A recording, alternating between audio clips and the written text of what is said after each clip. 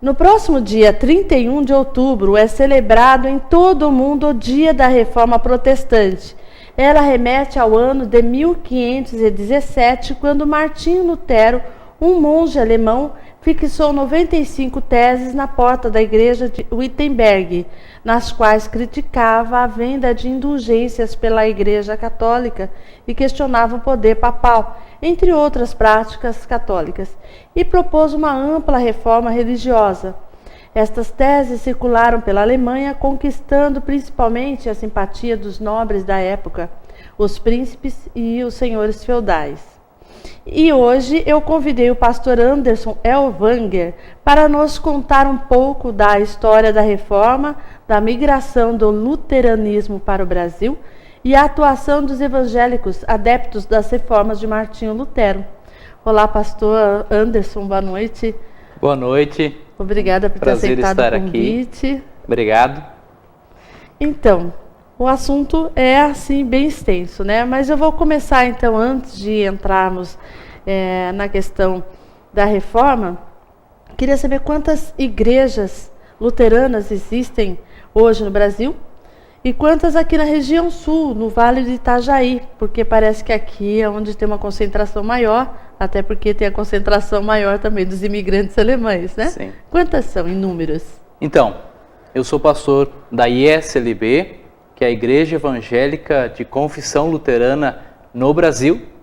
E nós hoje no Brasil temos mais de 450 paróquias, comunidades, e aí tem escolas, tem hospitais, lares de idosos, casas de retiros, né? E no Vale do Itajaí são 33 paróquias e aqui em Blumenau são 13 paróquias. Aí eu queria perguntar para o senhor também, nessa fase introdutória, o que é sinodal?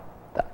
Nós somos uma igreja, então, nacional, e essa estrutura, então, é a igreja nacional e ela é dividida em 18 sínodos, né? Que é a forma que nós encontramos de nos organizar. Mas né? sínodo significa junção de duas palavras. Na verdade, ela vem do grego, que é juntos no caminho. Ah, sim. Né?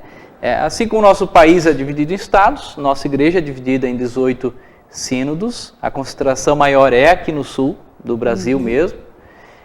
O nosso Vale do Itajaí é o menor sínodo em território, né? Mas o maior ainda é em números de membros aqui o Vale do Itajaí. E nós temos o pastor sinodal, que é eleito a cada 4 anos, né? E a função dele, então, é ser pastor dos pastores e depois do tempo do cargo ele volta a ser pastor de paróquia, de comunidade. Tá.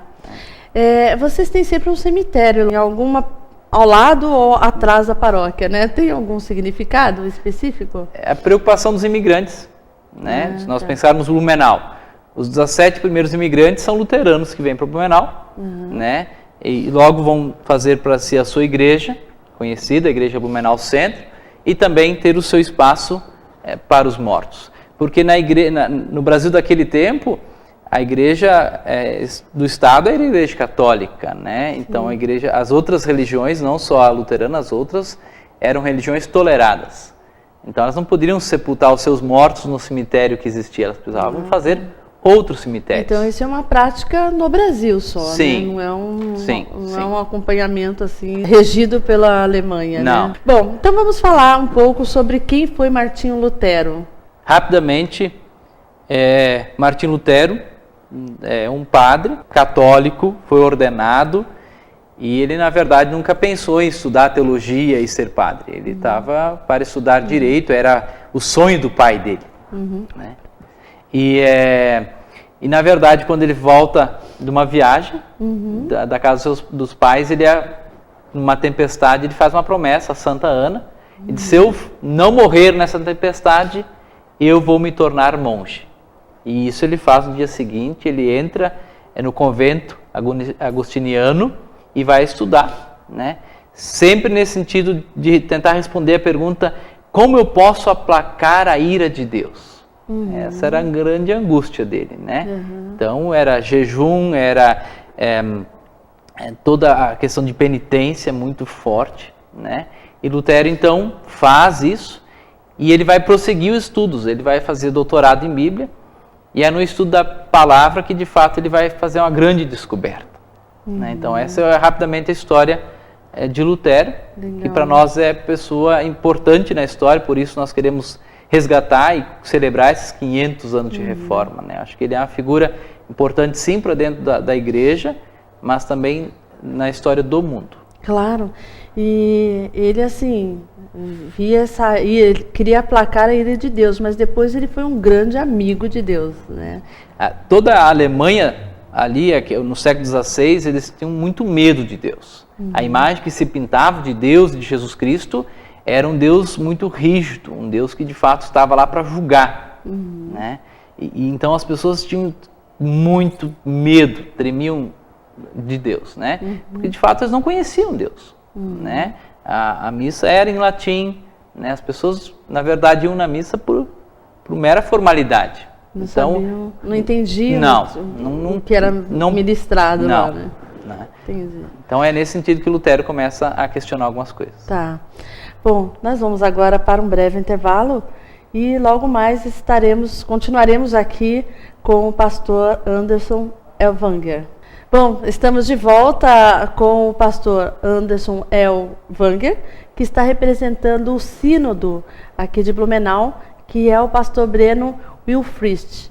Eu espero ter falado o nome certo dele. Tá bom. Mais ou menos. Bom, então, nós estávamos falando sobre a reforma, né?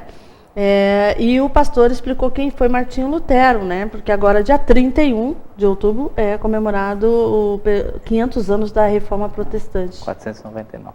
Na verdade, 499. O pastor me corrigiu bem aqui. Das situações que citei na abertura da nossa entrevista, o que mais motivou a reforma promovida por Martinho Lutero?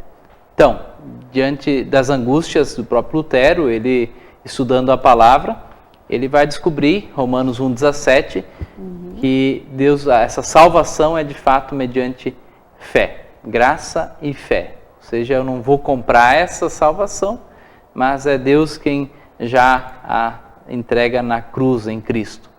E então, qual era a realidade da Igreja Católica lá em 1517, 1500?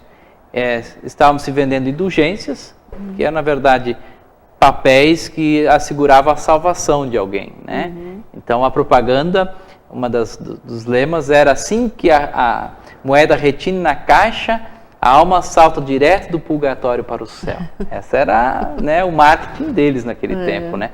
Além das indulgências, muita adoração a relíquias, então tinha ossos de santos, havia palha de Jesus Cristo para ser vista, o crânio de João Batista, pedaços da cruz, coisas absurdas, né? E as pessoas então, indo ver isso, elas teriam então anos de perdão. Né? Então, de fato, como eu disse antes também, a missa era em latim, né? As pessoas não entendiam, as pessoas não tinham acesso à Bíblia. Né? Então essa era a realidade ali. Então em cima disso se propôs mudanças. Quando o senhor fala que o Martinho Lutero lia a palavra, é a Bíblia, né? Sim. O que a Igreja Luterana celebra agora nesses 500...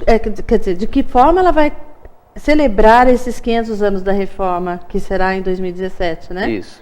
500 anos ano que vem, mas nós já estamos... Ano passado já houve algumas intenções, este ano mais fortemente abrimos essa contagem regressiva, né? E nós queremos resgatar, celebrando aquilo que aconteceu, mas também naquilo que Lutero dizia. Uma igreja ela nunca está pronta, ela sempre precisa estar também em reforma, avaliando a sua atuação, né? O seu jeito de pregar o evangelho, e esse é o desafio que continua. E faz parte a importância da reforma, né? Que é através dela que se redescobre o amor a Deus, não é isso? Sim. E o que mais? Vem toda a questão da descoberta, uma vez, do amor de Deus, dessa salvação em Cristo, né?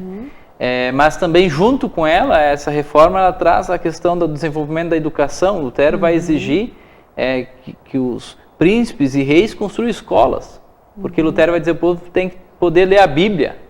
Eles têm que conhecer esse Deus, né? Então todo o desenvolvimento que houve na área da educação é fruto também dessa reforma. Né? Porque o povo lendo a Bíblia, eles redescobrem a verdade, descobrem por eles mesmos quem é Deus. Isso. Né? Que é a prática do amor e tal.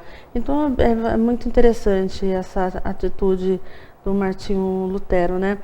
E o que são chamados os pilares da reforma? Essa teologia que Lutero vai desenvolver, então, nós podemos resumir em cima de 4 pilares, que seriam somente Cristo, somente a palavra, né? Somente a fé e somente a graça. Legal. Bom, nós vamos de novo para um breve intervalo e voltamos logo mais. Bom, estamos de volta com o pastor Anderson Elvanger, que está nos falando sobre a reforma protestante e o Martinho Lutero. Como podemos escrever a igreja luterana hoje, as suas características e doutrina, pastor? Hoje, dando seguimento àquilo que Lutero descobriu, nós somos uma igreja que pauta e tem muito forte a questão da salvação somente pela fé em Cristo Jesus, ou seja, nós pregamos isso de que ela não é conquista nossa, mas é um presente que Deus dá e cabe a nós um compromisso com esse Deus, né? Tá. Nós temos 2 sacramentos, né? Santa Ceia e batismo, a ordenação também das mulheres na nossa igreja, né? O ministério feminino é aceito já, não de agora, é algo que vem de muitos anos já. Essa questão que você colocaste antes da Bíblia na mão do povo, né? Em 1517 se achava que só os padres e bispos poderiam interpretar a palavra, né? E nós vamos dizer, não, a palavra ela precisa estar na mão do povo, lida a partir de Cristo, mas por isso a importância também da formação, isso não deve ser algo individual, né? Deveria ser algo em comunhão, em conjunto, buscando também conhecer a história de cada palavra, né? Como o porquê também disso, né? A realidade daquele tempo, porque a Bíblia também justifica muitas coisas, né? Coisas boas e coisas não tão boas, né? E como é a relação hoje entre a igreja católica e a igreja luterana? Há uma caminhada de muita parceria, principalmente aqui em Blumenau, ao núcleo ecumênico, tem cursos bíblicos em conjunto, né? Então, há um respeito, nós temos as nossas diferenças, mas nós pautamos aquilo que nos une, que é de fato Cristo, é o amor de Deus, né? E sabemos as nossas diferenças, né? Mas hoje nós temos uma caminhada muito bonita, não só aqui em Blumenau, né? Eu cito aqui porque é a nossa região, mas no Brasil todo há um respeito muito grande, não só pela Igreja Católica, a Igreja Luterana, a Igreja Evangélica de Confissão Luterana no Brasil é uma igreja ecumênica, né? Que também tem essa disposição de sentar e conversar, né? Legal. Agora, com relação, podemos dizer que nos dias de hoje ainda existem indulgências e, de certa forma, manipulação das escrituras? Como eu também há pouco falei, a Bíblia de fato pode ser usada para muitas coisas, né? Quando se tira lá o meio versículo do contexto, né? Porque parece que hoje tem oportunidade para se fazer negócios rentáveis, né? Isso acontece em todas as religiões. Eu costumo brincar que há muitas vezes pequenas igrejas, grandes negócios, né? O que me entristece de forma, né? Mas grandes igrejas também pequenos negócios mal feitos. Ontem no grupo conversava isso também. A igreja como instituição, ela hoje está em descrédito, né? Porque também nós ouvimos e vemos, de fato, hoje não se vendendo lá o papel, mas se prometendo muita coisa, né? Ou se você paga, você vai ter. E isso às vezes é complicado, né? Vamos novamente para o intervalo comercial e voltamos em seguida.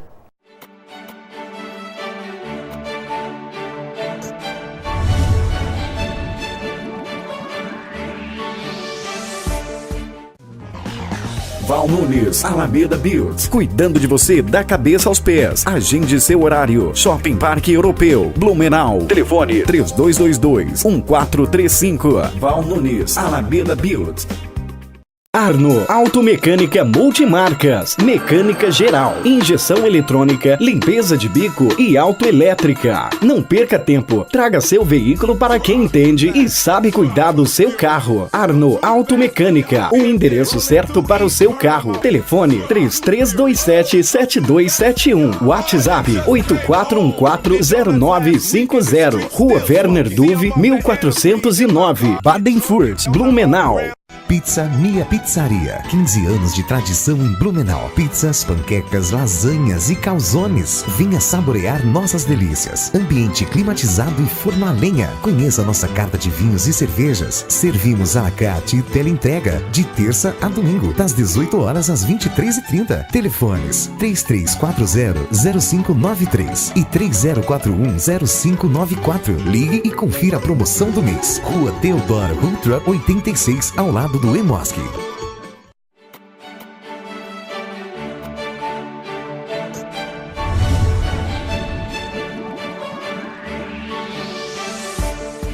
Olá, estamos de volta. Eu continuo aqui com o pastor Anderson. Hoje a entrevista de todo o programa é com o pastor, porque o assunto é bastante extenso, né?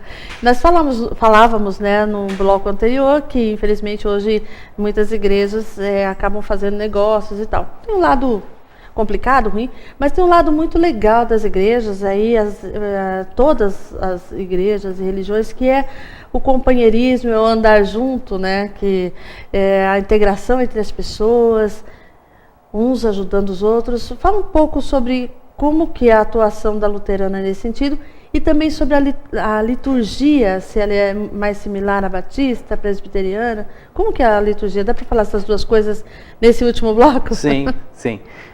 A igreja tem o desafio de chamar as pessoas a fazer aquilo que Cristo ensinou, a questão do amor ao próximo. E as igrejas, de fato, incentivam, e aí vem toda essa questão da comunhão, do se preocupar também com aqueles que necessitam de ajuda. Essa seria a tarefa primordial da igreja, né? De falar, mas também buscar colocar em prática, né? O jeito de celebrar, nós como igreja luterana, nós temos...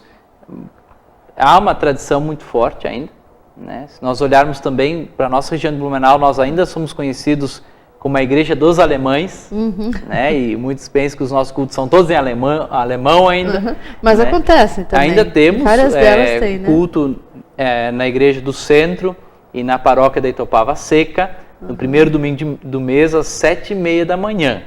Né? Mas nas outras paróquias aqui de Blumenau, claro, na Vila Itopava, lá para cima, é muito forte o alemão. Timbó também tem. Timbó, né? Mas não é mais só. Tá. Hoje o principal é o português. Nossos grupos cultos acontecem em português, né? É acessível a todos, né? Não é, a igreja luterana não é só dos alemães. Ai, né? que legal. E o jeito de celebrar, de fato, não é engessado, digamos, né? Nós temos lá a forma de celebrar a nível nacional, mas nós temos a liberdade também de ter um culto, por vezes, mais de louvor, um culto mais reflexivo, um culto mais de oração. Então, E na área da música, vocês também têm órgãos de tubo? Muito conhecido super... na Igreja do Centro, né? Historicamente conhecido, a recitais com esse órgão que foi restaurado. É muito comum nas igrejas alemães, né? Sim, muito forte. A utilização do órgão de tubo, né? E as músicas tradicionais, dos cantores, né? dos hinos. Hoje há uma mudança na área da música, né? Mas ainda se valoriza muito os corais. Nós aqui estamos retomando os instrumentos de sopro, corais, inclusive o concerto que terá dia 31 é o coral de Joinville que vem, mas também o concerto de metais, né? Que será dia 31 de outubro na Igreja do Centro, né? Às 19h30. E também todos estão convidados, né, de prestigiar. Esse ano nós vamos fazer um concerto da Reforma, celebrar isso. Nossa, né? E o Castelo Forte é um hino um dos hinos Martim que Lutero Lutero, compôs. Né? Ele compôs muitos hinos. A característica luterana é a questão da música, porque na época lá se cantava só canto gregoriano, e Lutero vai ver o que o povo está cantando na rua e vai trazer essa melodia para dentro da igreja. O povo tem que saber cantar também, né? Quem canta os males espanta. E aproveitando, vamos fazer um convite para quem quiser participar, né? Nos fala o endereço direitinho da igreja. No dia 31 de outubro, então, teremos o Concerto da Reforma, que será na Igreja do Espírito Santo, do centro, ao lado do Hospital Santa Catarina, ali no final da Rua Amazonas, às 19h30, com a participação do coral da Paz de Joinville e um coral de sopros, com mais de 30 instrumentistas, né, trombone, trompete, e todos isso vai ser algo muito bonito, né, que nós queremos celebrar naquele dia de fato. Né? Ah, legal. Bom, então, estamos todos convidados, certo? Muito obrigada pela sua presença, pastor. Eu que agradeço dando essas o espaço, informações sobre a reforma, né? Porque não é todo mundo que conhece, que acompanha, mas é uma parte importante, da história, né? Obrigada. De nada, eu que agradeço. Uma boa noite. Bom, nosso entrevista de hoje se encerra aqui. Até a próxima quinta-feira.